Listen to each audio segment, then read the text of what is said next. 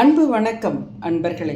கவியரசு கண்ணதாசன் அவர்களினுடைய அர்த்தமுள்ள இந்து மதத்தை தொடர்ந்து பார்த்து கொண்டிருக்கின்றோம். இனி இரண்டாம் பாகம். இன்று 2 தலைப்புகளை பற்றி நாம் காண இருக்கின்றோம். முதல் தலைப்பு இதிகாசங்கள், இரண்டாவது தலைப்பு சாதிகள். அந்த 2 தலைப்புகள் குறித்தான ஒரு கருத்துரை தான் இன்னைக்கு.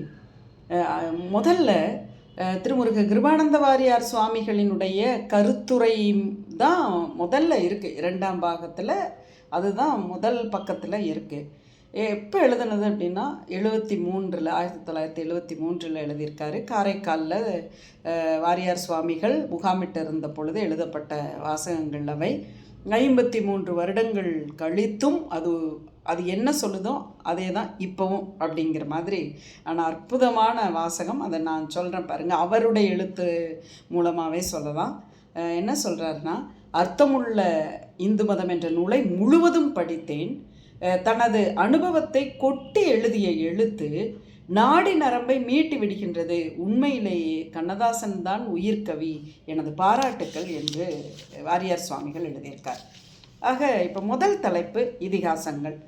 இதிகாசங்கள் தலைப்பில் நமக்கு எல்லாருக்கும் தெரியும், மகாபாரதம், ராமாயணம் 2 இதிகாசங்களும் பாரத திருநாட்டினுடைய காவியங்கள் என்பது நம்ம எல்லாருக்கும் தெரியும்.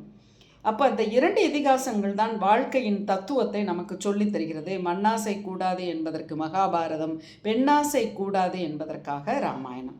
அப்போ பெருங்கதைகளும் அவற்றுக்குள் உபகதைகளுமாக எழுதப்பட்ட நமது இதிகாசங்களின் பாத்திர படைப்புகள் ஒவ்வொன்றும் நமக்கு பல விஷயங்களை சொல்லித்தருது. அவை என்னென்ன வாழ்க்கை தத்துவங்களை சொல்லுது அப்படின்னு கேட்குறார். கேள்வி கேட்டு பதில் சொல்கிறார் பாருங்க. நம்பிக்கை, அவநம்பிக்கை, ஆணவம், மீட்சி, காதல், கற்பு, ராஜதந்திரம், குறுக்கு வழி, நட்பு, அன்பு, பணிவு, பாகம், கடமை, இப்படி வாழ்க்கையில் எத்தனை கூறுகள் உண்டோ அத்தனையையும் நமது இதிகாசங்கள் காட்டுகின்றன அப்படிங்கிறார். இப்போ கேரக்டர் அனலைசிஸ் அப்படி போனோம் அப்படின்னு சொன்னோன்னா, ஒவ்வொரு கேரக்டரும் நமக்கு பல விஷயங்களை சொல்லுது. ஒவ்வொரு பாத்திரமும், மகாபாரதத்தின் ஒவ்வொரு பாத்திரமும் பல தத்துவங்களையும் பல குணங்களையும் சொல்கிறது அப்படிங்கிறாரு கண்ணதாசன். பொறுமைக்கு தருமன், துடிதுடிப்புக்கு பீமன், ஆண்மைக்கும் வீரத்திற்கும் அர்ஜுனன், மூத்தோர் வழியில் அவர்கள் சொல்படி நடக்க வேண்டும் என்பதை சொல்லித் தருவதற்கு நகுல சகாதேவர்கள். அடுத்தது பஞ்சபூதங்களை தன்னுள் அடக்கி கொண்ட சக்திமிக்க ஆன்மாவாக பாஞ்சாலி. அடுத்தது உள்ளதெல்லாம் கொடுத்து கொடுப்பதற்கு இல்லையே என்று கலங்கும் வள்ளலாக கர்ணன். நேர்மையான ராஜதந்திரத்திற்கு எடுத்துக்காட்டாக கண்ணன். குறுக்கு வழிக்கு சகுனி. தீய குணங்களின் மொத்த வடிவமாக கௌரவர்கள். தாய் பாசத்திற்கு குந்தி. நேர்மையான கடமையாளனாக விதுரன். பாத்திரங்களின் சிருஷ்டியிலேயே சம்பவங்கள் கருக்கொண்டு விட்டன என்கிறார் கண்ணதாசன். அப்போ இந்த பாத்திரங்களின் குணங்களை மட்டும் சொல்லிவிட்டால் பாரதம் மற்றும் ராமாயணத்தின் கதை என்ன என்பது தற்குறிகளுக்கும் புரியும் என்கிறார். இங்கே கண்ணதாசன் பிரயோகிக்கின்ற இந்த வார்த்தை நமக்கு சற்றே மனசில் ஒரு சங்கடத்தை ஏற்படுத்தினாலும் கூட, மகாபாரதத்தையும் ராமாயணத்தையும் படிக்காதவர்கள் நிச்சயமாக தற்குறிகள் என்று கண்ணதாசன் அவர்கள் சொல்கின்றார். ஆக கதையின் இறுதிக்களமான குருச்சேத்திரத்தில் கதையின் மொத்த வடிவத்திற்கும் தீர்ப்பு வழங்கப்படுகிறது. உனக்கு மனசுக்கு ரொம்ப கஷ்டமாக இருக்கா? பகவத்கீதையை படி. பகவத்கீதை மகாபாரத கதையின் சுருக்கமாகி விடுகிறது என்று சொல்கின்றார். அடுத்து மகாபாரதம் என்னென்ன விஷயத்தை சொல்லுது அப்படின்னா, பரந்தாமன் வையத்துள் வாழ்வாங்கு வாழ்ந்து வானுரையும் தெய்வத்துள் வைக்கப்பட்டவன் என்று மக்களுக்கு காட்டுவதற்காக அவன் அவதாரம் எடுத்து மக்களோடு மக்களாக இருக்கின்றான் என்கிறார் கண்ணதாசன். அப்போ கண்ணன் வெறும் கற்பனை அப்படின்னு நீங்கள் நினச்சிட்டாலும் கூடி சரி, இருந்துட்டு போகட்டுமே. கற்பனா சிருஷ்டிகளில் எல்லாம் அற்புத சிருஷ்டி கண்ணனின் சிருஷ்டின்னு நினச்சிக்கோங்களேன் அப்படிங்கிறாரு. என்ன அழகு பார்த்தீங்களா? அப்போது ஊழ்வினை பற்றி தெரியணுமா? நீ பாரதம் படிப்பா. முற்பகல் செய்யின் பிற்பகல் விளையுங்கிறத பற்றி தெரிஞ்சுக்கணுமா? பாரதம் படி. ஒன்று நினைத்தால் வேறொன்று விளையுமா? இதையும் பாரதம் காட்டுகிறது. செஞ்சோற்றுக்கடன், நன்றி அறிதல், பெற்ற மகனை தன் மகன் என்று சொல்ல முடியாத பாச கொடுமை, இந்த மாதிரி விஷயத்தை குந்தியை பார்த்து நாம் தெரிந்து கொள்ளலாம். இரத்த பாசத்தால் உன் உள்ளம் துடிக்கிறதா? சொந்த சகோதரர்களை எதிர்த்து போராட தோன்றுகிறதா? அப்போது உனக்கு ஒன்றுமே செய்யணும்னு தோணலையா? கீதையை படி என்கிறார். ஆக கீதை நமக்கு கற்றுத்தருகின்ற மிகப்பெரிய ஒரு உண்மையை எவ்வளோ அழகாக சொல்கிறார் பாருங்க. அடுத்தது ராமகாதைக்கு வாங்க. காதல்னா என்னங்கிறத ராமகாதை தான் சொல்லுச்சு. சகோதர பாசம்னா என்னங்கிறதையும் ராம லக்ஷ்மண பரதனுக்கு இடையில முழு வடிவில் காட்டுது. குகனை போல ஒரு நண்பன் இருந்தால் எதையும் சாதிக்க முடியும் என்பதை ராமாயணம் காட்டுது. அனுமனை போன்ற ஒரு தொண்டன் இருந்தால் அகிலத்தையே விலைக்கு வாங்க முடியும் என்பதையும் ராமாயணம் தான் காட்டுகிறது. சீதையை போன்ற ஒரு தேவதை கிடைத்தால் கம்பனோடும் போட்டி போடுவேன் என்கிறார் கண்ணதாசன். விபீஷணனை போன்ற ஒரு நியாயவான் கிடைத்தால் இன்றைய ஜனநாயகத்திற்கு நான் மரியாதை செலுத்துவேன். பாரதத்திற்கு கர்ணனை போல் அப்படி செஞ்சோற்று கடன் கழிக்கும் கும்பகர்ணன் ராமாயணத்தில் இருக்கான் அப்படிங்கிறாரு கண்ணதாசன். அப்போ கோசலை போல ஒரு தாய், தசரதனை போல ஒரு தந்தை, இப்படியெல்லாம் இருக்கின்ற தத்துவங்களைத்தான் நம்முடைய இதிகாசங்கள் சொல்லித்தருகிறது அப்படிங்கிறாருங்க.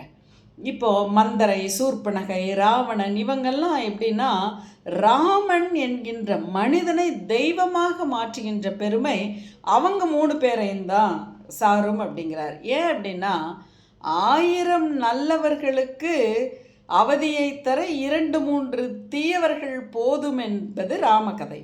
அப்போ அந்த 2-3 தீயவர்களையும் அழிப்பது யார் என்றால் ஒரு நல்லவன் தான். அப்போ அந்த நல்லவன் தெய்வமாக மாறுகிறான். அப்படித்தான் ராமன் தெய்வமாக மாறினான்னு சொல்லிட்டு வைணவ இதிகாச சிருஷ்டி இப்படி வானோங்கி நிற்பதை கண்டு சைவர்கள் சிருஷ்டித்ததே முருகன் கதை அப்படிங்கிறார். ஆக முருகன் கதை சிருஷ்டிக்கப்பட்டது என்பதை கண்ணதாசன் எழுத்துப்பூர்வமாக சொல்லியிருப்பது இங்கே நம்ம பார்க்கணும்.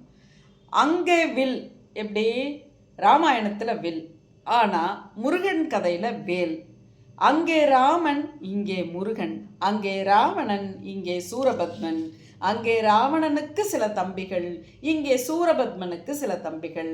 இரண்டிலும் ஏறத்தாழ ஒரே வகையான பாத்திர படைப்புகள் தான் அப்படிங்கிறாரு கண்ணதாசனுங்க.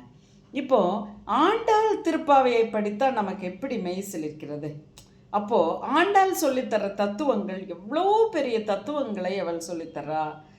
மற்றவர்களுக்கு உதவ வேண்டும் என்பதையும் கூட ஆண்டாள் பிராட்டி சொல்லித் தருகின்றாள். ஆகவே திருப்பாவையை கற்றுக்கொள்ள வேண்டும் என்பது கண்ணதாசன் அவர்களினுடைய வாதமாகும்.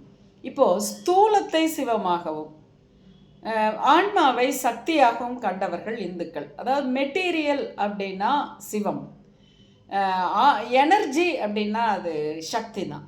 அப்போ மெட்டீரியலும் எனர்ஜியும் இருந்தால் தான் ஒரு பொருளே உண்டாகும். அப்படிதான் மனிதனுக்கு சிவமும் வேணும், சக்தியும் வேண்டும் என்கிறார் கண்ணதாசன். ஆக எங்கே தொட்டாலும் எதை படித்தாலும் இந்துக்கள் உருவாக்கிய பாத்திரங்கள் நம்மை வெறும் அதீத உலகிற்கு கொண்டு போகவில்லை, லௌகீக உலகத்தையும் எடுத்து காட்டுகின்றன. அதே சமயத்தில் லௌகீக உலகிலே எப்படி வாழ வேண்டும் என்பதையும் சொல்லித் தருகிறது இந்து மதம். ஆகவே இந்து மதத்தினுடைய உரைகளை படியுங்கள், இந்து மதத்தினுடைய கற்பனை கதைகளை படியுங்கள், இந்து மதத்தினுடைய காப்பியங்களை படியுங்கள், இந்து மதத்தினுடைய கதைகளை வாசியுங்கள் என்கிறார் கண்ணதாசன். ஆக சைவர்கள் நம்ம திருமாலையும் கூட சைவர்கள் முருகனை தமிழனாக கண்டார்கள். அதனால் அவர்கள் தமிழ் கடவுளாக முருகனை மாற்றி கொண்டார்கள். வைணவர்கள் திருமாலை தமிழாலேயே அழைத்தனர். அதனால தான் ஸ்ரீரங்கத்தையும் கூட திருவரங்கம் என்று சொல்கிறார்கள் என்று கண்ணதாசன் கூறுகிறார். அடுத்ததாக சாதிகள். இப்போ சாதிகள் இல்லை எடிப்பாப்பா என்பதிலே கண்ணதாசன் அவர்களும் ஒத்த கருத்துடையவர் தான். ஏன்னா சாதி என்பது கிடையாது. அவரவர்கள் செய்யும் வேலைக்கு தகுந்த மாதிரி தான் அவர்களுடைய பிரிவுகள் இருந்தன.